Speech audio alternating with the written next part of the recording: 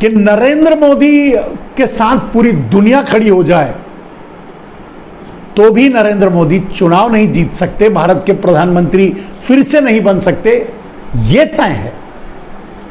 इसके लिए चाहे जो भी, जहां भी, ये मेरा वीडियो सेव कर लीजिए और लिख कर रख लीजिए कि दुनिया की कोई ताकत इस निर्णय को बदल नहीं सकती। और ये बाएं हाथ का खेल अब बन गया है राहुल गांधी और कांग्रेस के लिए, क्योंकि नरेंद्र मोदी की पूरी ब्रेन मैपिंग कर चुकी है कांग्रेस और राहुल गांधी।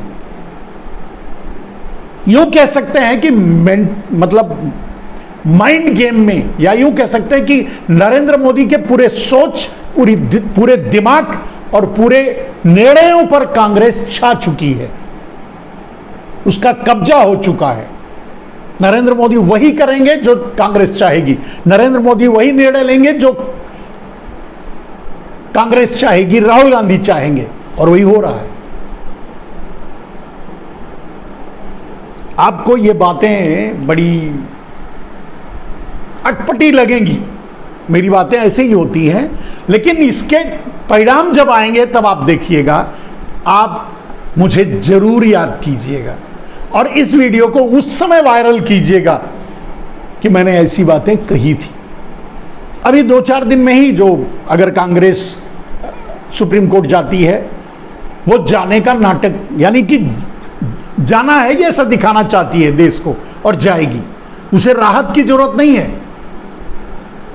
और ये भी गेम है, और इस गेम में सबसे बड़ी सफलता कांग्रेस और राहुल गांधी ने हासिल की कि उन्होंने आरएसएस से मोदी को अलग कर दिया।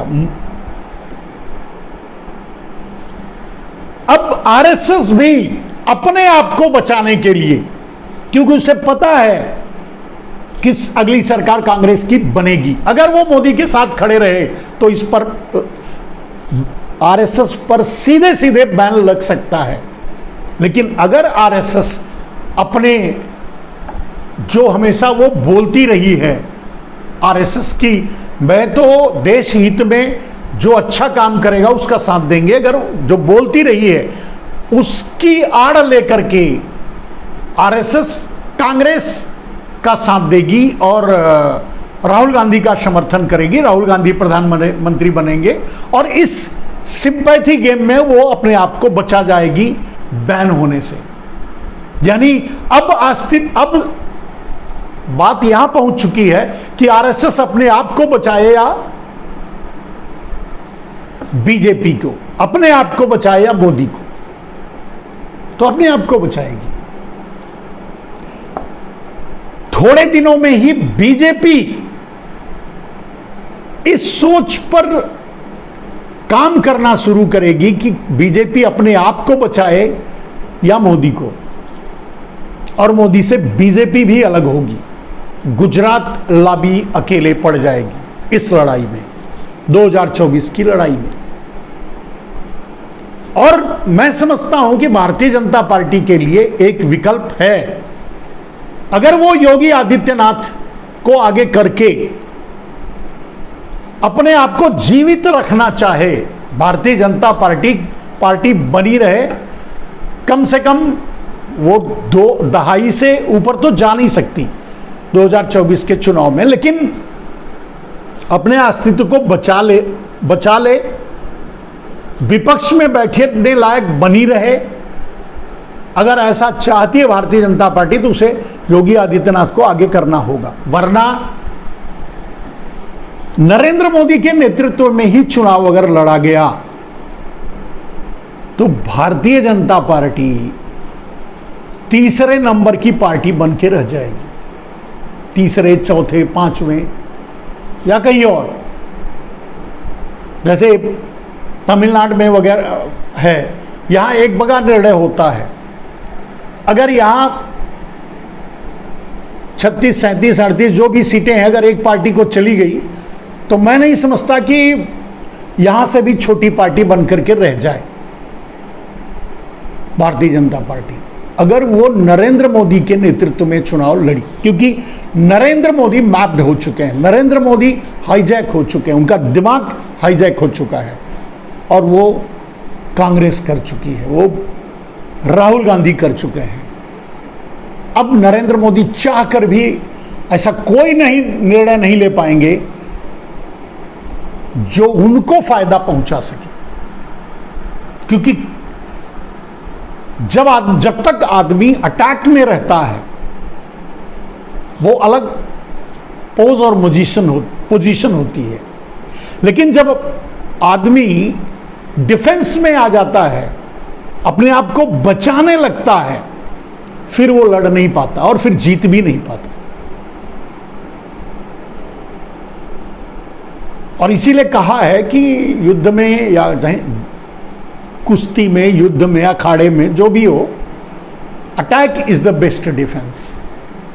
और भारतीय जनता पार्टी अब डिफेंस में भी बहुत पीछे चली गई है, डिफेंड भी नहीं कर पा रही है अपने आप को। अब वो जनमानस की निगाहों से भी गिरती जा रही है, उतरती जा रही है।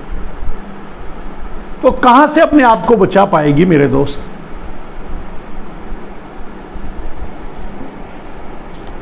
तो आपने देखा, मैंने कहा कि राहुल गांधी ने तो धान के खेत में, राहुल गांधी ने खेतों में धान गाड़ दिया ट्रैक्टर चला करके।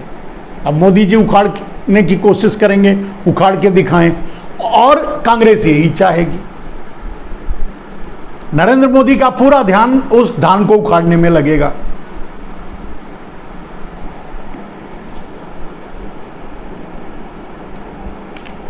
अगर दो शब्दों में कहें तो राहुल गांधी के राजनीतिक जाल में नरेंद्र मोदी फंस चुके हैं।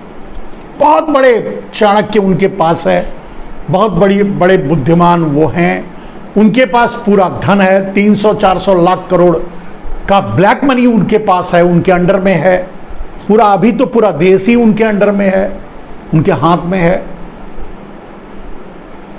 लेकिन पूरी तरह से टूट चुके हैं नरेंद्र मोदी, बिखर गए हैं नरेंद्र मोदी, बौखला गए हैं नरेंद्र मोदी। उनकी एक एक बात, एक एक निर्णय ये साबित करता है। और कम से कम अभी अगर देखा जाए सीधे सीधे, तो ये कांग्रेस और राहुल गांधी के प्रोवोकेशन का नतीजा है कि नरेंद्र मोदी मणिपुर नहीं गए गुस्से में, जो उनके लिए बहुत बड़ी जवाबदेही थी। और यही चाहती है कांग्रेस। आगे भी कांग्रेस लीड करेगी, आगे भी नरेंद्र मोदी वही करेंगे जो कांग्रेस चाहेगी।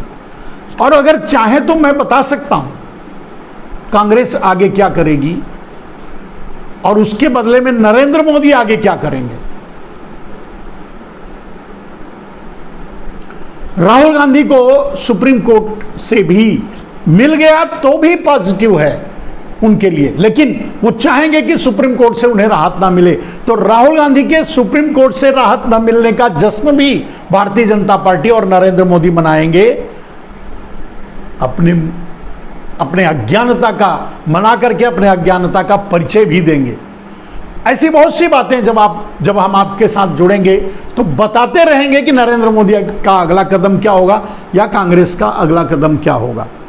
ये बात इसलिए नहीं बताते, हम आपको इसलिए बताते हैं कि आप भी थोड़ा समझिए, समझदार बनिए और सावधान हो जाइए।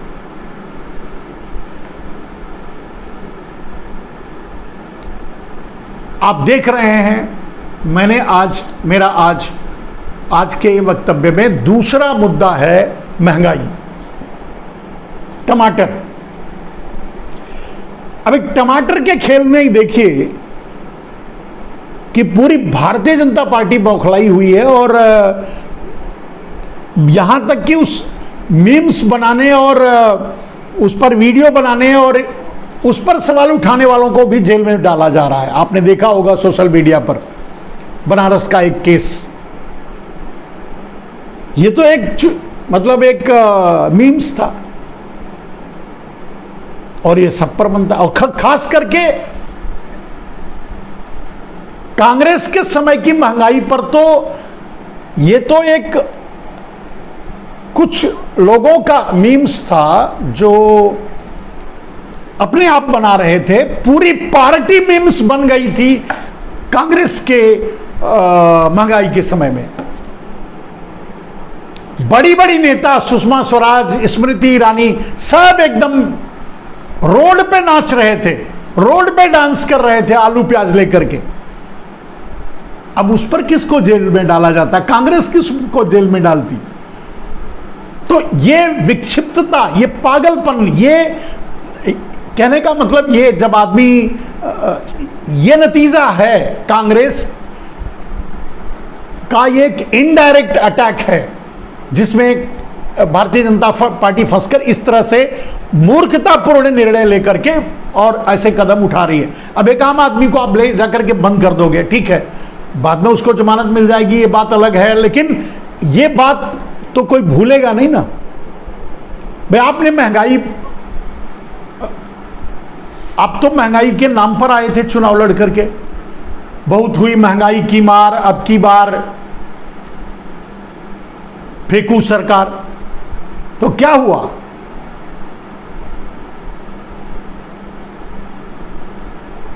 महंगाई तो आपके पकड़ में ही नहीं आ रही है, आपसे 100 कदम आगे बढ़ रही है, दौड़ रही है। लेकिन आज आपको महंगाई पर भी एक बात बताऊंगा जो सारी बातों से हटकर होगा, लेकिन कम से कम मेरे हजारों वीडियो में आप इस बात को सुन चुके हैं जो मैं आप बताऊंगा। लेकिन इस समय क्यों, चूंकि महंगाई है तो आपको बात समझ में शायद आ जाए, वैसे तो मैं नहीं कह सकता। महंगाई क्यों होती है? महंगाई अगर एक कहीं मतलब गांव में कोई गधा जा रहा होगा ना, गधा, तो छिपो छिपो करके भी बता देगा कि महंगाई क्यों होती है। अब ये बात मैं बीजेपी के लिए कह रहा हूं जो नरेंद्र मोदी के डिफेंस में खड़े रहते हैं। महंगाई क्यों होती है? महंगाई का एक ही कारण होता है, जमाखोरी। और नरेंद्र मोदी जमाखोरी के लिए किसान बिल में पूरी तरह से प्रावधान कर रहे थे और यह बताने की कोशिश कर रहे थे कि जमाखोरी से महंगाई नहीं होगी, जबकि युगों युगों से ये सेट है यूनानिमसली कि भाई अगर महंगाई होगी तो क्यों होगी, यानी जमाखोरी के नाते कुछ लोग दबाकर बैठ जाएंगे और फिर धीरे धीरे उसको चढ़ाकर बेचेंगे। अब यहां मैं आपको खेल बताता हूं, यह सारा खेल अडानी और अंबानी का है या कुछ ऐसे ही पूंजीपतियों का है। आपको पता होगा कि रिटेल मार्केट में आदित्य विक्रम बिरला या फिर अंबानी बंधु या अंबानी, शायद अडानी भी, अडानी, ये सभी लोग रिटेल मार्केट में कूद चुके हैं। रिटेल मार्केट इनके कब्जे में है। तेल, दाल, सरसों, चावल, ये आप जानते हैं। हालांकि मेरे ख्याल से अडानी अभी रिटेल मार्केट की मैन्युफैक्चरिंग में है, एफएमसीजी की मैन्युफैक्चरिंग में ही है, और अंबानी तो पूरी तरह से दुकान ही खोल के बैठे हुए हैं गली गली में। तो ये सारा खेल इनका है। उदाहरण के लिए आपने देखा होगा कि कुछ दिन पहले टमाटर फेंका जा रहा था, किसानों को दाम नहीं मिल रहा था, इसके लिए वो सड़क पर भी बहा दे रहे थे। लेकिन उस सस्ते दाम के समय खरीद करके टमाटर हो या आदि हो, इंजी आदि उसको बोलते हैं, अदरक, टमाटर हो, अदरक हो, लहसुन हो, या और भी जो चीज़ें इस समय आग लगाई हुई हैं आपके घरों में, वो ये चोर अडानी, अंबानी, ये चोर जो हैं खरीद रहे थे और स्टॉकिंग कर रहे थे। इनके पास साधन है, फ्रिज स्टोरेज है, लाखों लाख टन ये स्टोर कर सकते हैं और जब तक चाहें तब तक स्टोर कर सकते हैं, फ्रोजन कर सकते हैं, फ्रिज कर सकते हैं, जब तक चाहे उसको रखें और जब चाहें तब बेचें। कच्चे सौदे को भी, यानी टमाटर और धनिया और मिर्चा को भी, आप देख रहे हैं मर्चा 150-200 रुपया किलो हो गया है, हरा मर्चा आदि 300-400 रुपया किलो है, टमाटर 150-200-250 रुपये किलो है। तो ये इसलिए है क्योंकि जब ये फेंका जा रहा था उस समय वो खरीद रहे थे, इसीलिए वो दाम गिरा के रखे थे। मंडियों का कंट्रोल उनके हाथों में है और लेकर के स्टोरेज कर रहे थे। जब स्टोरेज कर लिए तो अब उसको उसका दाम बढ़ाकर वसूली कर रहे हैं। आज जो महंगाई है वो उसके लिए जिम्मेदार नरेंद्र मोदी, अडानी और अंबानी है, या ऐसे पूंजीपति जो स्टॉकिंग करते हैं और जिसके लिए नरेंद्र मोदी बिल तक लाए थे, हालांकि लागू नहीं किए लेकिन इनडायरेक्टली तो हो ही गया है। किसान बिल लाए थे इसीलिए, इसी दिन के लिए, ऐसे ही काम करवाने के लिए, जो अभी भी हो रहा है।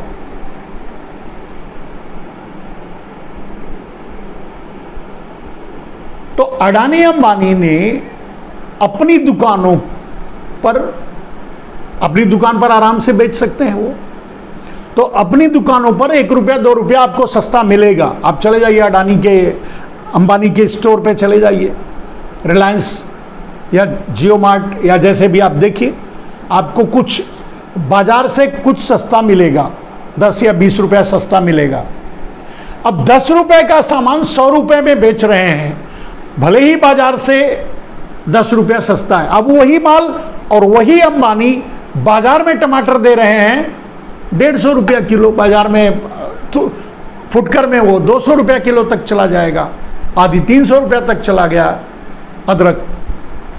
ये खेल जमाखोरी का है और ये खेल नरेंद्र मोदी के मित्रों का है, नरेंद्र मोदी के सहचरों का है, नरेंद्र मोदी के नगोटिया आरों का है, अडानियों और अंबानियों का है।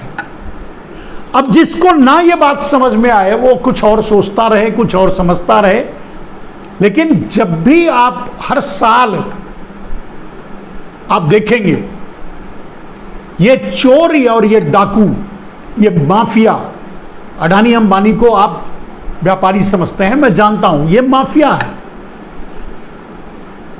तो ये माफिया हर साल किसी 1 या 2 सामान को ऐंठ करके पूरी जनता का तेल निकाल देते हैं और पैसा निकाल लेते हैं जेबों से, भट्ठा बैठा देते हैं आम आदमी के रसोई का। हर साल कभी लहसुन, तो कभी दाल, तो कभी चावल, तो कभी तेल, तो कभी सरसों का तेल, तो कभी टमाटर, तो कभी हल्दी, तो कभी धनिया, तो कभी मिर्चा, तो कोई ना कोई 1-2 आइटम। और ये जानते हैं ये क्या है, ये खेल क्या है? नरेंद्र मोदी, अडानी, अंबानी जो खेल शेयर मार्केट में करते हैं वही खेल वो बाजार में करते हैं। ये शेयर मार्केट का खेल है और ये बुल्स एंड बायर्स में माहिर होते हैं।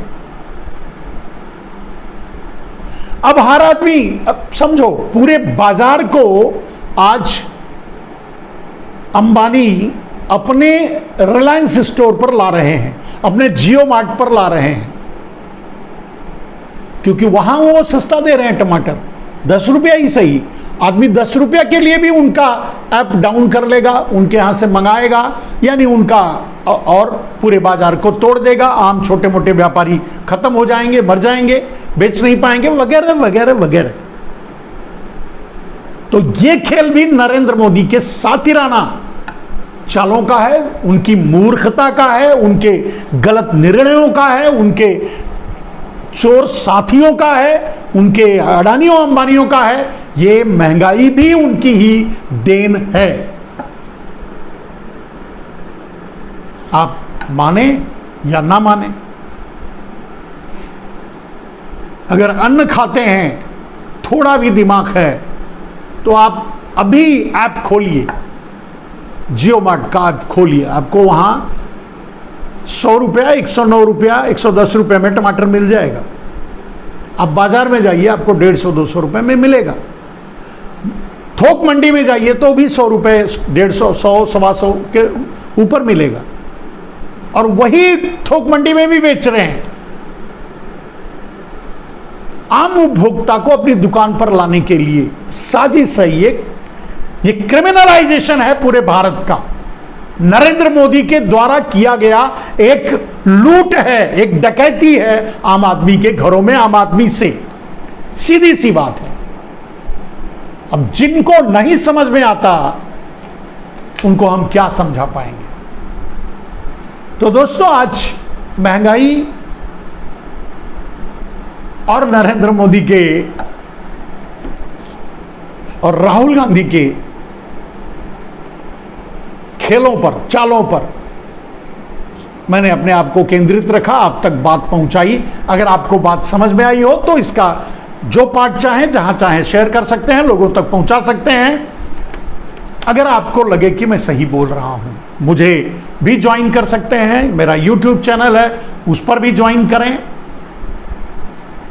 उसे ज्वाइन भी कर सकते हैं, उसे सब्सक्राइब भी कर सकते हैं। सब्सक्राइब कर दें, यही मेरे लिए बहुत बड़ी बात है। ज्वाइन करते हैं और भी बहुत बहुत धन्यवाद है। यह आपके ऊपर है, मैं आपके विवेक पर छोड़ता हूं। मेरे जैसे लोगों की जरूरत है इस देश को। अगर आपको लगता है तो साथ दीजिए। आप तो जानते हैं, आपके लिए हम जेल भी जा चुके हैं। यही बातें जो आप तक बता रहे हैं, ऐसे ही अंदरूनी बातें पहुंचाने के चक्कर में ही अब एक बेचारा टमाटर विक्रेता जब इस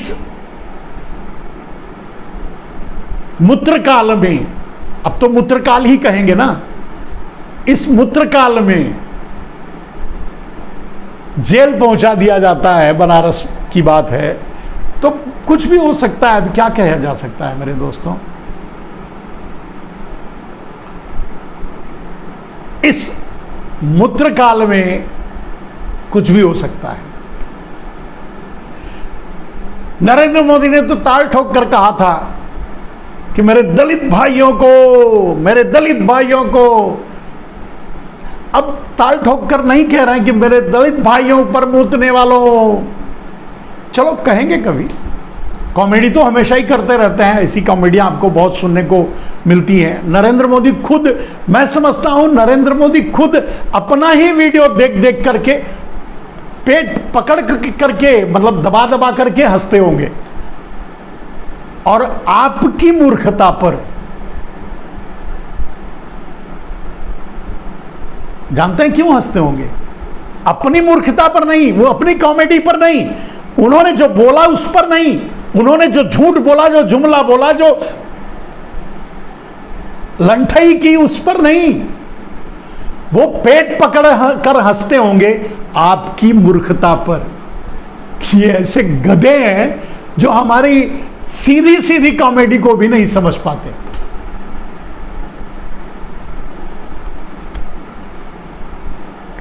आज के लिए बस इतना ही। जय